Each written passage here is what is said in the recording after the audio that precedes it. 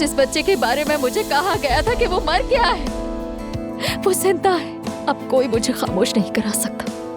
हकीकत यही है कि एलिफ से तुम्हारा एक बच्चा है और अब वो 10 साल का है। अगर तुम बच्चे की जगह जानना चाहते हो तो इसके लिए तुम्हें आयजा को छोड़ना पड़ेगा। मेहमेद, मैं वाकई तुम्हें मार डालूंगा। तुमने फिर वही किया उमर, एक बार फिर मुझसे सच छुपाया तुमने।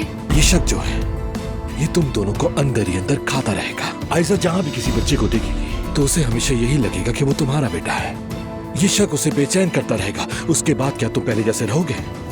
मैं बताता हूँ तुम्हें, बिल्कुल नहीं। अगर वाकई में एलिफ के साथ तुम्हारा एक बच्चा है, फिर हमारा क्या बनेगा उमर? अगर हम वाकई जिंदगी एक साथ बांट नहीं सकते तो शायद दुरुस्त यही है कि मैं चली जाऊँ।